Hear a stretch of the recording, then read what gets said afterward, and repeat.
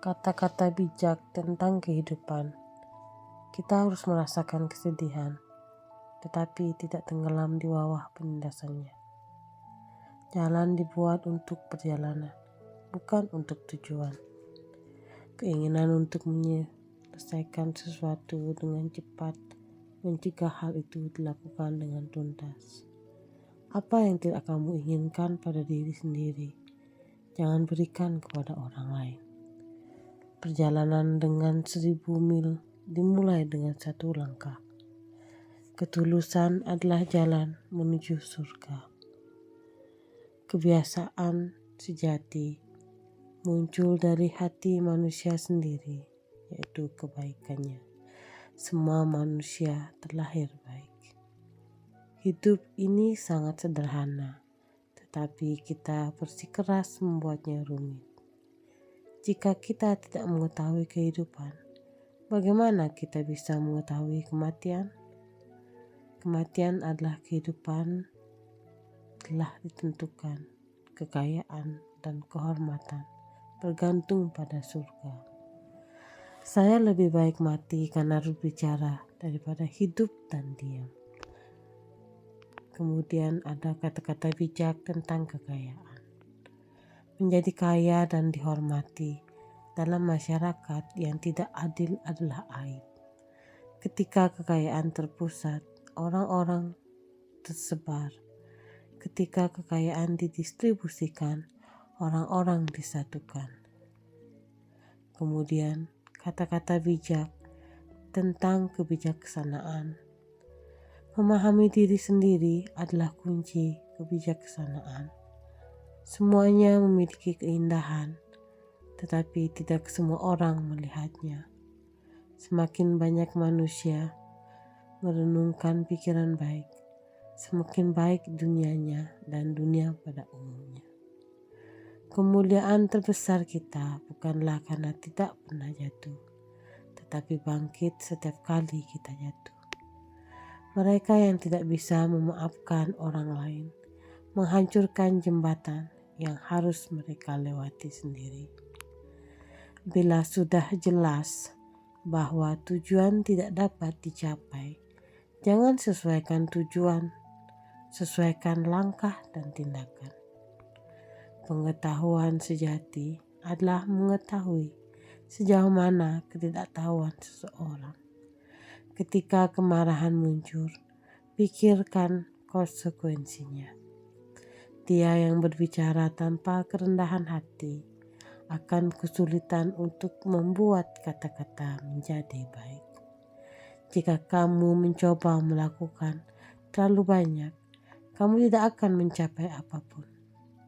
Kamu adalah apa yang kamu pikirkan. Kata-kata bijak tentang pendidikan. Belajarlah seolah-olah kamu tidak mencapai tujuan dan seolah-olah kamu takut melewatkannya. Pendidikan menghasilkan kepercayaan diri, keyakinan melahirkan harapan. Harapan kemudian akan menghasilkan perdamaian. Belajar tanpa referensi adalah buang-buang waktu. Refleksi tanpa belajar itulah yang berbahaya. Belajar tanpa berpikir adalah tenaga yang hilang. Kemudian berpikir tanpa belajar, itulah yang disebut berbahaya. Belajarlah dengan giat, mempertanyakan berulang kali, analisislah dengan cermat, kemudian praktikkan apa yang telah kamu pelajari dengan cerdas. Berikutnya ada kata-kata bijak tentang cinta. Cinta itu seperti bumbu. Itu bisa mempermanis hidupmu, namun itu juga bisa merusaknya. Mencintai sesuatu berarti menginginkannya untuk hidup. Mungkinkah ada cinta yang tidak menuntut objeknya? Seorang pria akan malu jika perbuatannya tidak sesuai dengan kata-katanya. Seseorang pria yang unggul sederhana dalam ucapannya, tetapi melebihi dalam tindakannya. Kata bijak tentang kebaikan. Ketika kamu melihat orang baik, pikirkanlah untuk menjadi seperti dia. Ketika kamu melihat seorang yang tidak begitu baik, renungkan kelemahanmu sendiri. Melihat dan mendengarkan orang jahat sudah merupakan awal dari kejahatan. Lupakan luka, jangan pernah lupakan kebaikan. Orang baik menguatkan diri mereka sendiri tanpa henti.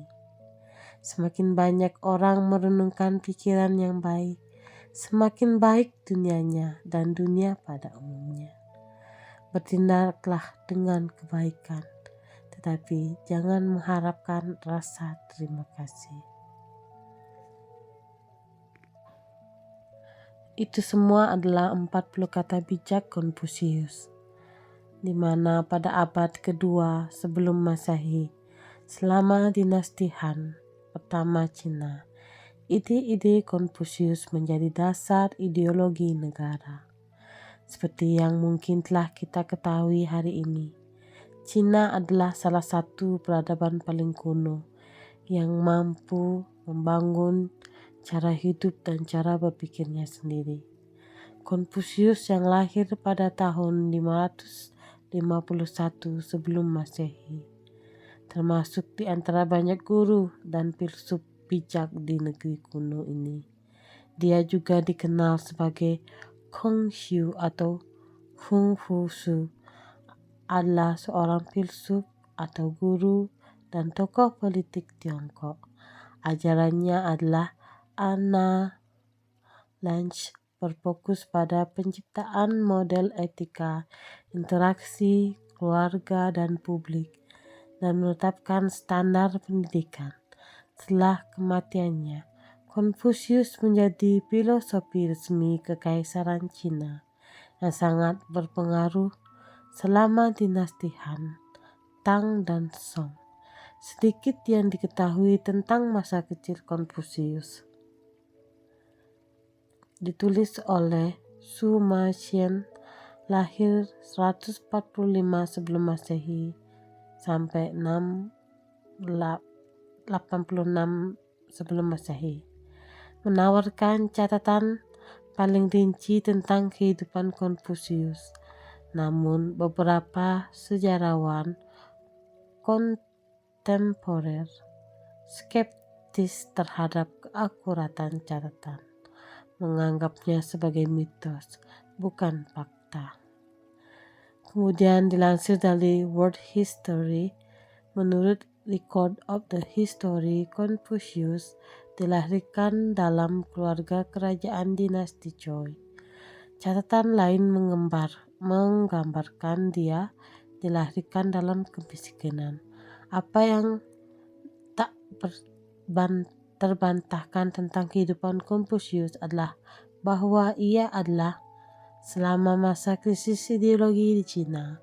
Sementara Konfusianisme adalah pandangan dunia tentang politik, pendidikan, dan etika yang diajarkan oleh Konfusius dan para pengikutnya pada abad ke-5 dan ke-6 sebelum Masehi. Meski Konfusianisme bukanlah agama yang terorganisir, namun memberikan aturan untuk berpikir dan hidup yang berfokus pada cinta untuk kemanusiaan, pemujaan leluhur, menghormati orang yang lebih tua, disiplin diri, dan kesesuaian dengan ritual. Pada abad ke-4 sebelum Masehi, Konfusius dianggap sebagai orang bijak yang pantas mendapat pengakuan yang lebih besar di zamannya pada abad kedua sebelum Masehi. Selama dinasti Han pertama Cina, ide-idenya menjadi dasar ideologi negara, tidak diragukan lagi. Konfusius adalah salah satu pemikir terbesar dalam sejarah. Jika ingin tahu lebih banyak tentangnya, sudah saya jelaskan tadi kata-kata Konfusius dan wawasannya yang paling bijak dan paling menginspirasi. Materi kita malam ini saya dapat dari barisan.co ya teman-teman. Terima kasih sudah mendengarkan. Maaf ya kalau ada beberapa kata yang aku salah baca. Selamat tidur.